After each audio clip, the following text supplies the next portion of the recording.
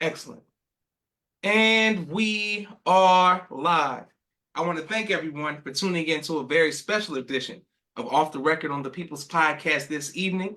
We have a magnificent guest with us today, an incredible artist who's going to give us some amazing information as well as inspiration, and that is none other than our brother, Golden Chyld. First of all, how you doing, sir? Doing good, brother. Glad to be here. My pleasure. Yes, sir. Yes, sir. The honor is ours. And well, basically, recently, about a couple months ago, we celebrated 50 years of hip hop.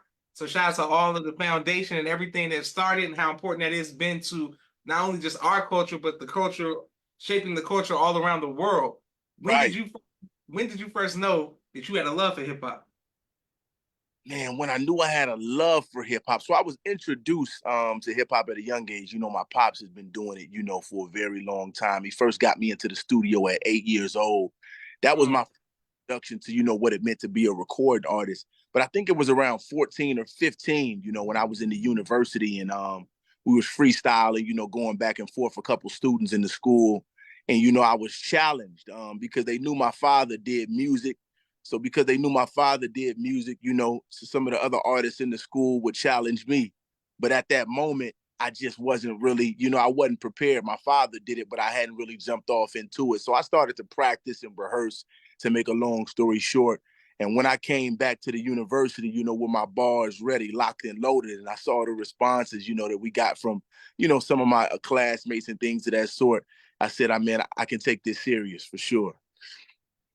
Okay, yes, sir. Wonderful. And once you did that, how did your family and friends feel about you, chasing your dream? And they didn't have a real strong, definite position on, me going after the music. When I first started, it was just like, okay, this is what he's doing right now. His father, Hakeem is into it, following his father's footsteps. But it wasn't until I started to really establish myself and get a strong foothold in the community and online, that my family really started to really have an opinion about, the direction that I was taking. But once they started to see the impact that I was having in the community and in the world on a positive note, they were all behind it, 10 times.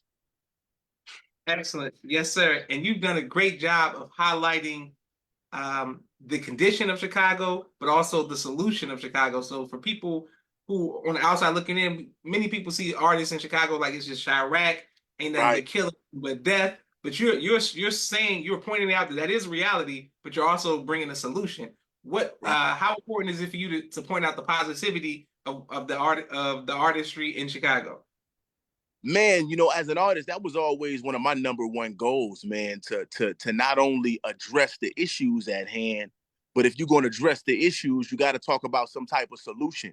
And even, as a young artist, man, even in listening to, some of the derogatory or vulgar, music that was on the airwaves, growing up in the trenches, I knew that a lot of what was talked about was the reality, of the current condition in the trench, whether people like to hear it on records or not, because of how vulgar it was. I knew that a lot of what was being talked about on the music, is what, these brothers and sisters were experiencing. But a desire of mine was always to try to figure out a way, to work with the brothers and sisters to get them to not only address, the problems, but if you're going to address the problems, we also got to address the solutions. But as I continued to mature, I came to realize that you can't address a solution that you don't know exists. You understand what I'm saying?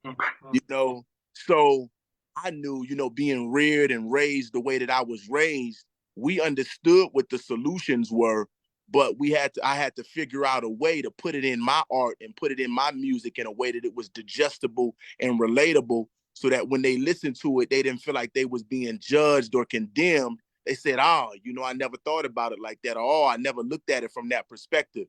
So yeah, my art form is really geared towards not only addressing the problems, because the problems are very real. The problems exist.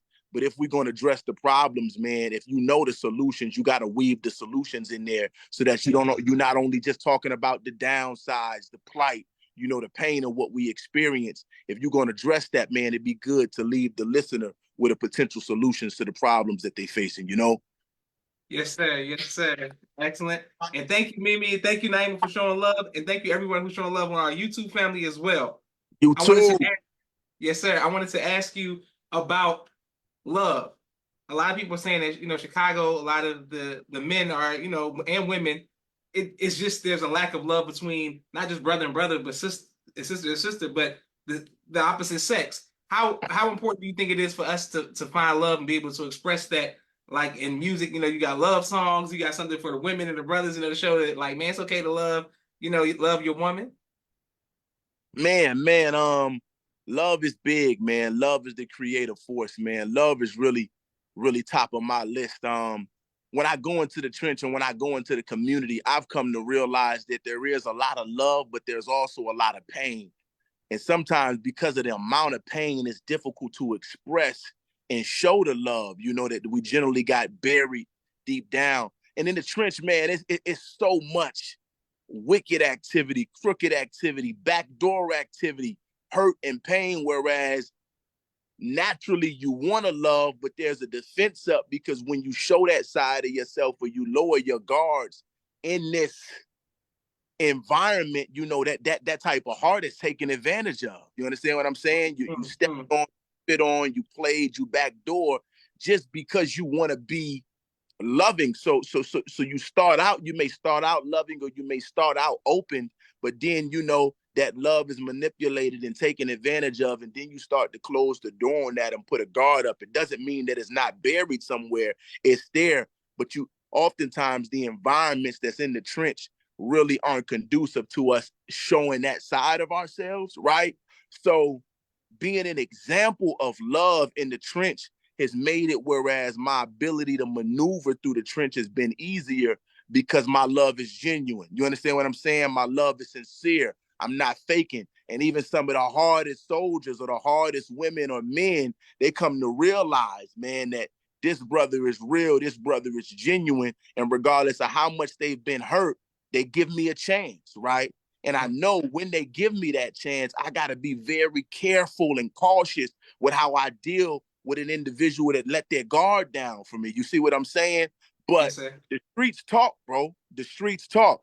And if it's love on this side, and I'm showing love on this side and all of these multiple sides, those conversations start to spread throughout the streets. Whereas I become known as a brother that's solid, as a brother that's genuine, and to just kind of make my job easier. But I think it's important to be an example of what real love look like, and real love is, not giving up on individuals when they make a mistake, right, for the first time. Or real love is not throwing somebody away, when you witness a flaw as if you don't got flaws. Real love is being transparent and not pretending like you perfect, because the people gonna come to realize you're not perfect anyway. You understand what I'm saying? And then Mm-hmm. the doors is open, the space is created, and now it's like we can be ourselves around this brother, and then we start to work in tandems to make our community a safe and decent place to live. But just being an example of what love is.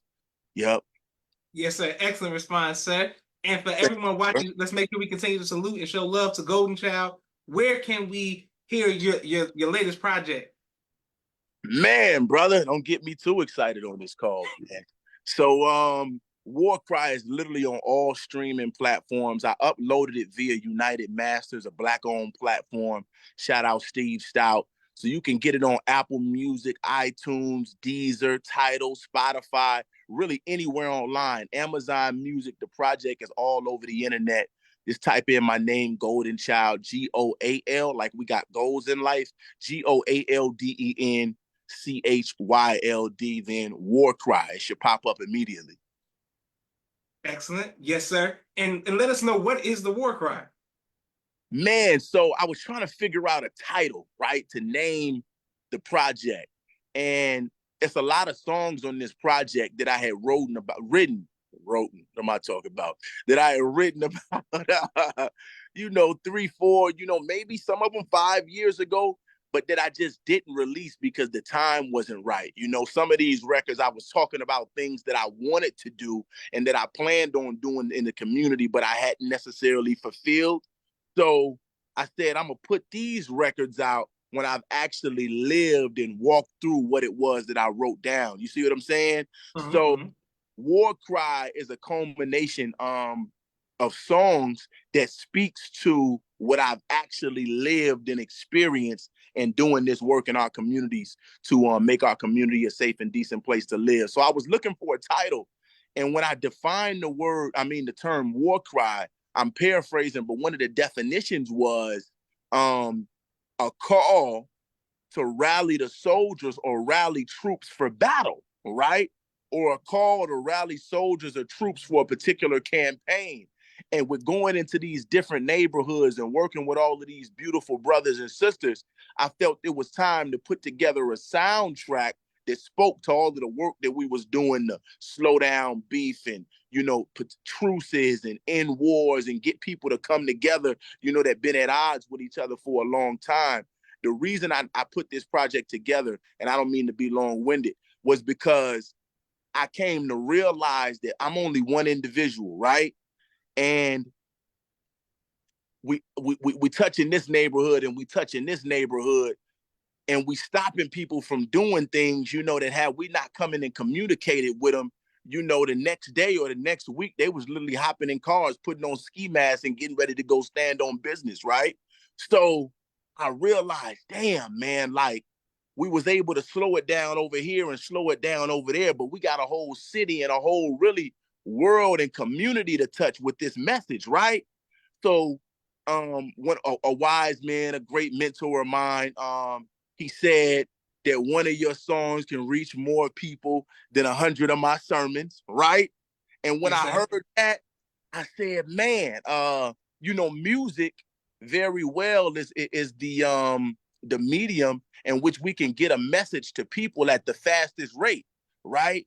So I said, let me put a soundtrack together that when I put it out, the individuals that I may not be able to sit in front of and have these conversations with, it could hit the airwaves and touch millions of people. And I may not be able to sit in your living room face to face with you, but when somebody pass you this project, you can listen to it and be inspired to do the work that we inspiring brothers to do in these living rooms face to face, Yep, that was it. Excellent. Yes, sir. And I want to let you know on behalf of myself, my family, and the viewing audience of the People's Podcast, please keep going. Golden Child, we support you, we salute you and your family, and thank you for being in the trenches and waving the flag to try Mm, to get in between and making the community a safe and decent place to live. My mm. question for you, which I ask usually is Baltimore. Always ask people in Baltimore, Compton, Detroit, Atlanta, but especially Chicago. What makes you not just move to um, North Dakota and just raise your family and just be peaceful? You know what I'm saying? Go to Minnesota, man, and just live by the beach in Miami or something. What makes you stay in Chicago and actually go out there to try to do to be a peacemaker? What makes you do that? Man, the way that I was raised, man, and I'm gonna try to answer this question to the best of my ability. I can't help the way that I was raised, bro. I'm not gonna lie to you. I was literally raised, trained, conditioned, and reared to be a soldier, bro. I just can't get away from it, man. I can't get away from it. It's in my blood. This is the way my father is, my mother is, my mentors, the brothers that I'm around. Like we've been taught and trained and conditioned, to be soldiers. And if God blessed us with information, knowledge, wisdom, and understanding that literally saved and reformed our lives, who would we be not to in turn take that information and go take it back to those brothers and sisters that need it the same way we needed it, to Mm. earn, help change their lives. But that's one aspect of it. But it's like, I don't know, man, it's a certain scripture, and I'm paraphrasing, man. I got to get it down packed, but it talks about, he who, fights or seeks to save his life shall surely lose it, Yes, sir. right? Yes, sir. Who gives his life for God's sake, should surely live. And I've come to realize that, man, like just at first, fear is natural. But when you run towards, I don't want to say run towards death because we're not running towards death, but when you run towards those circumstances and those scenarios and those situations where your life may be on the line, God tends to show you that he with you. You understand what I'm saying?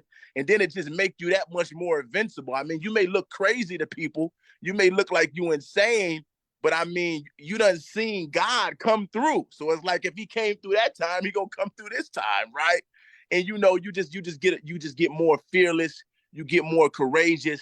And yeah, man, it ain't no like when you see the way our people are living, man, I know what it's like, to grow up without, and grow up without the silver spoon and grow up, sleeping on pallets and roaches and living in shelters. Like the way we came up hard. Like we came up really Mm, hard.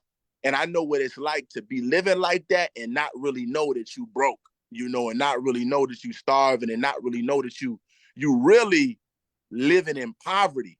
So once you get knowledge, once you get wisdom, once you get understanding, and then you come to realize, like, hold on, this is not the way that we supposed to be living. It's almost like this, the dirt being wiped off your eyes for you to come to realize, like, no, this is improper. But when you in it and you don't got no knowledge, you in it and you like, this is what it is. So now being given the knowledge and the wisdom and the understanding, when we go into certain environments, it's like, damn, man, I remember what it was like to be okay with living in poverty, right? To be okay with living in filth and to be okay with living in these environments. But now that I know better, I got to tell my brothers and I got to tell my sisters, we deserve better, right? We deserve to live better. But I believe my ability to connect and resonate so well with the brothers and sisters is because I came from it. We literally came from it. But Islam literally dignifies, man. It is mm, civilized, mm. completely transforms your life. And yeah, man, that was really it. So I can't be living on no beach knowing that my brothers and sisters is living in a condition that I was once living in, that they can be pulled out of if I would just be present and do the work that I got to do as a savior. Yes, Yeah. sir. Yes, sir. Excellent job. Excellent job. And some people showing you love. Thanks to Ramonia. Thanks to Sean. Thank you for Jay. Thank you, Mimi Naima. Thank you for Jay Delay. So Sean said, much respect to you, son. Your wife are their camping partners. And thank you all who are watching all around the world. Yes, sir. I wanted to ask you what because this is one of the questions that we love asking our guests. What is your favorite album of all time? Here we go, man. God. Here you go with the hard stuff, man. And I don't even want to beat around the bush, man. This is one thing I will say. Like, because I'm in hip hop and because I'm rapping and I'm in the arts, for some reason, and it makes sense, people just assume that I'm a real hip hop connoisseur. And Okay, okay, I may be letting some people down right now, but I'm really not a real hip hop connoisseur, man. okay, I grew okay, up in the Holly, not well, listening to Whitney Houston, Let Us okay, See, whatchamacallit, Sade. Mom had so many people playing around the house. Anita okay. Baker, you Anita know, Baker, okay. Aretha Franklin. All of that is the type of stuff that we grew up listening to while mom was in the house cleaning, cleaning up early morning. And then the hip hop aspect of it was introduced to me by my father. We listening to Red Man and Method Okay, Man, okay, okay, okay, okay, okay. Pac and Soldiers at War and X Clan, but it wasn't like it was put into me. Like I was reared listening to it, playing around the house. This is what mom is playing in the car. This is what pops is playing in the car. But I didn't get into hip hop and music on the basis of me being like a super fan. I Yes, got sir. into it on the basis of me using it as a tool to really help my people. That's just the truth, bro, right? I'm just being transparent with you. So these questions is challenging for me because I can get in front of the camera and lie. Like I know certain albums front to back and all of that type of stuff, but I don't. I studied the art so that I could get proficient at it so that I could in turn use it as a tool to help liberate my people, bro. I ain't gonna lie to you. So my Yes, sir. favorite, bro, we not gonna lie on this camera, right? Bro. I listen to everything though, bro. I listen to a whole lot. And what some people may label as good music or bad music or vulgar music or positive music. I listen to all of it because I'm a student so that I can learn from the beats or learn from the flows or learn from the slang, learn from the word choice so that I can in turn take it. And when I go back to writing, I'm speaking the language of the people. But I don't got a favorite album, bro. We got family now. Yes, sir. Yes, sir. No problem. Well, once again, everybody is showing you love. War Cry on all platforms. Just type in Golden Child. Let's make sure we get it. Let's make sure we continue to help it. What was it like recently? Somebody reached out to me and was like, yeah, you know, Golden Child charted and stuff. I was like, man, I tried to get him before he charted. So that, you know what I'm saying? You know what I'm saying? You tried to get me, bro. Yes, God sir. is the best of planners, bro. That's right. So we show love before you charted, Way but now since you before. yes, sir. Way But before. since you charted, how did that feel to you and your family? Man, I'm not gonna lie to you, man. Some people saw how crazy I was acting on the internet, man. Hmm. That side of myself, man, most people generally don't see because I'm usually, I laugh. I feel like all soldiers got a sense of humor, even when you watch Absolutely. scary, Absolutely. man. You got to be able to laugh to keep from crying from what it is that we experience and face out here. But on the internet, man, I was acting a fool, brother. Y'all saw a little bit how I felt, man. I was so excited. And the reason I was excited is because listen, I didn't know what it really meant to chart. The way we charted and how fast we charted, in my mind, I'm thinking like, this can't be like really real. You see what I'm saying? Like a real chart. Like maybe this is something that I'm a little, maybe getting a little too excited for. Let me do some research before I go all out. Shout out my brother Aziz, man, the boxer. You all may know him from Chicago. But he reached out to me and was like, hey, bro, when you're trying to chart, generally, man, it's about pre-orders. But the album is out now, man. So I think, we can just tell the people to go buy the album and, we may be able to chart, long story short. So the second after he sent me that, he sent me a screenshot like, bro, you at number 68 in the world right now. Mind blown. The emoji with a mind that exploded. That's what I was dealing with. I'm like, Absolutely. so from there, I said, if this is where we at in 2 days without me, listen, I literally dropped the album, told the people was out, and I wasn't even really pushing it. I said, if this is where we are organically, the second it hit the airwaves, it charted like that, that means that the people are ready. They want this. And now what I need to do is activate the soldiers, activate the troops, activate the community. So when I posted on my page, bro, listen, we went from literally within 30 to 45 minutes from 68 to 57. Another 30 to 45 minutes from 57 to, I think, 7 in the world, bro. And then later that day, we went to number 3 in the world, bro. In the world, man. So that was big because we didn't put listen, I don't have a label. I'm not signed. With no private investors behind me. This was literally the community and Almighty God Allah, man, that took this to the charts, man. So yeah, bro, I was excited because it really was indicative of the fact that this is a new era. This is God's time. And the old world is going out as the new world is coming in, man. Yep. For sure. Excellent. Go ahead, Coach Child. Well, on that positive note, I want to thank you again. Some people showing you love all around the world. On behalf of myself, my family, and the viewing audience of the People's Podcast, we salute you. We rooting for you. We support you. Anything you need, anytime, we one call away, bro. We right there with you. And once again, let's make sure we go get War Cry. And thank you for standing 10 toes down. We support you.